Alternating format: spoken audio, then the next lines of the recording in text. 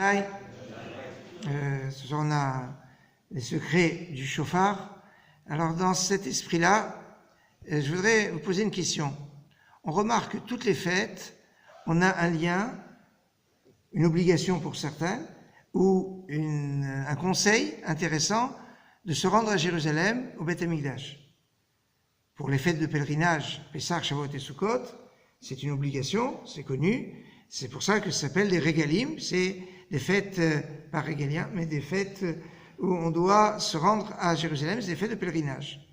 Même Kippour, c'est pas une fête de pèlerinage, mais c'est une fête qui attirait énormément de fidèles dans le Beth Amikdash, puisque dans la Mishnah de Pirkei Avot, vous la connaissez, Omdim Tzfufim ou Mishtachavim et Revachim, quand ils étaient debout, ils étaient serrés comme des sardines, mais quand ils se prosternaient, il y avait de la place autour de chacun.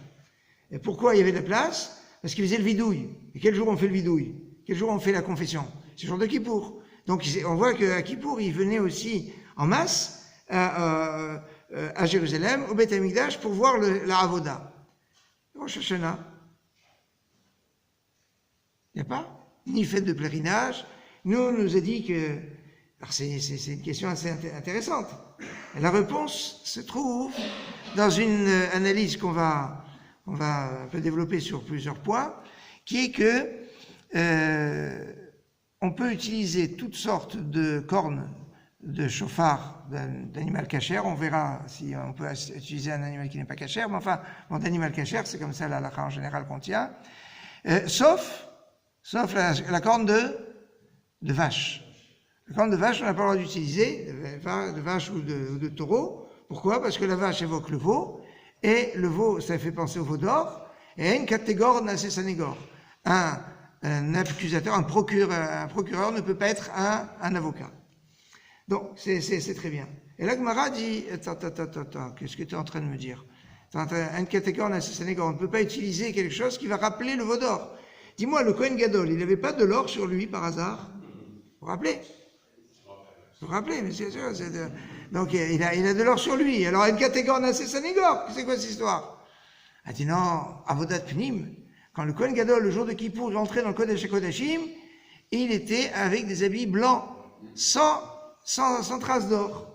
Et on va nous dire que quand on est dans le Kodesh Kodashim, le jour de Kippour, c'est là où on ne peut pas avoir d'or. C'est-à-dire, une catégorie nassé sanégor, l'accusateur ne peut pas être un défenseur, ça se passe où?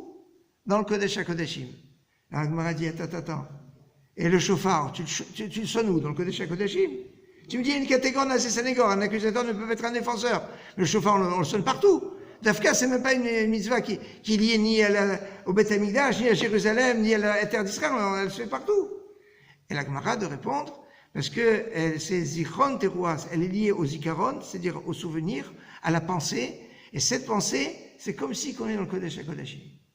Et ça veut dire que la sonnerie du chauffard nous connecte avec une intimité avec Dieu, comme si on était dans le Saint des Saints, le jour de Kippour, c'est quand même quelque chose. Alors voilà pourquoi il n'y a pas besoin d'aller à la Régel à Rosh Hashanah. Il n'y a pas besoin de se rendre à Jérusalem à Rosh Hashanah, parce que la sonnerie du chauffard, elle nous téléporte quelque part dans le Kodesh HaKodashim, pas seulement dans le Beth Amikdash, dans le Saint des Saints, comme le jour de Kippour. Alors on peut imaginer quelle puissance ça a, cette force de la sonnerie du chauffard, qui nous fait rentrer dans cette intimité avec Akadosh Baruch Hu. À ce soir, 20h30.